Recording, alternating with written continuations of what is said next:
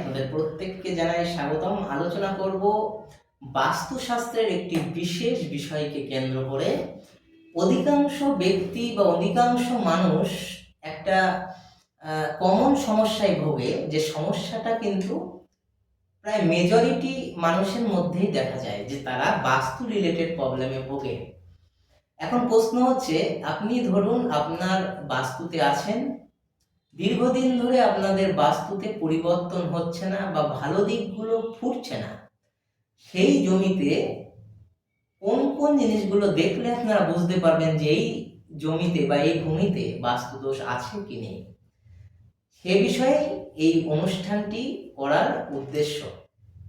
কারণ আপনারা অনেক ক্ষেত্রেই বলেন যে বাস্তুতে দোষ আছে, কিন্তু দোষ আছে কিনা কি করে বুঝবো?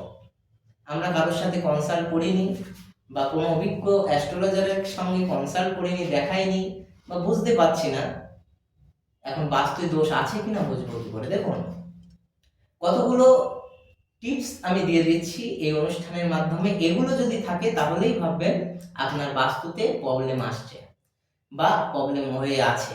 নাম্বার 1, খেতে বসে বাড়ির যে গৃহকর্তা সে যদি খেতে বসে খাবারের মধ্যে চুল পায়, এবং সেটা একদিন না, একাধিক, হয়তো 2 দিন 3 দিন 4 দিন 5 দিন অন্তর অন্তর চুল পাচ্ছে, এবং সেই খেতে বসলেই দেখা যাচ্ছে প্রথমে চুল।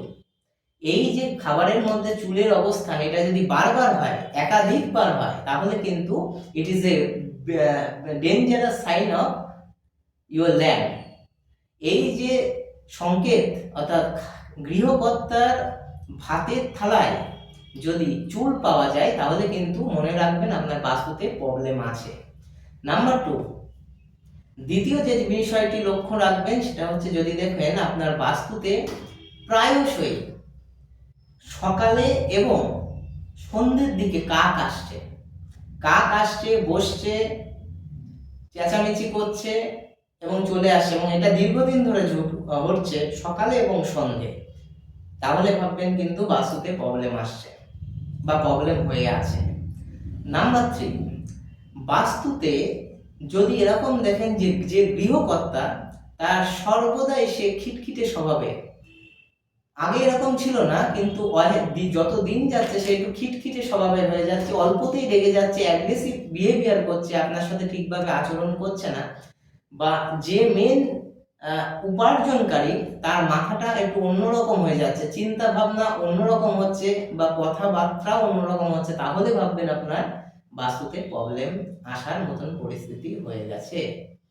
এবং নাম্বার 4, পরিশেষে বলবো যেটা, বাস্তুতে অনেকাংশে দেখা যায়, বাস্তু যদি খোঁড়াখুড়ি করা যায়, যদি দেখেন কখনো কোনো প্রাণীর হাড়গোড় পাওয়া যাচ্ছে, তাহলে নিঃসন্দেহে ভাববেন যে এই জমি বা এই বাস্তুতে দোষ হয়ে গেছে। তাহলে কি করবেন?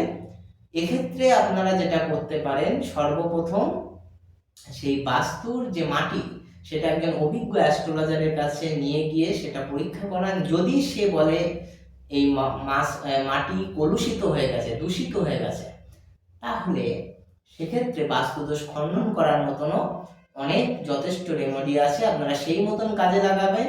দেখবেন যে জায়গাটায় আপনি আছেন সেই জায়গাটা যদি দোষমুক্ত হয়, তাহলে চারিদিক থেকে আপনার ডেভেলপমেন্ট আসবে, অর্থ আসবে, রিলেশনশিপ যেটা সেটা অনেকটা স্ট্রং হবে, এর বিল্ডিং স্ট্রং হবে, এবং আপনারা সর্বোপরি ডেভেলপমেন্ট হবে আপনাদের জীবনে, ফাইন্যান্সিয়ালি, রিলেশনশিপের ক্ষেত্রে এবং সর্বক্ষেত্রে আপনাদের কিন্তু ডেভেলপমেন্ট আসবে, যার প্রভাবে আপনাদের কিন্তু বাস্তু দোষটা অবশ্যই ঠিকঠাক করে নেওয়া প্রত্যেকেরই প্রয়োজন। সুতরাং বাস্তুর দিকে বি কেয়ারফুল অ্যাবাউট ইউর বাস্তু, অ্যাবাউট ইউর ল্যান্ড। আপনারা কিন্তু অবশ্যই এই বিষয়টা মাথায় রাখবেন। নমস্কার।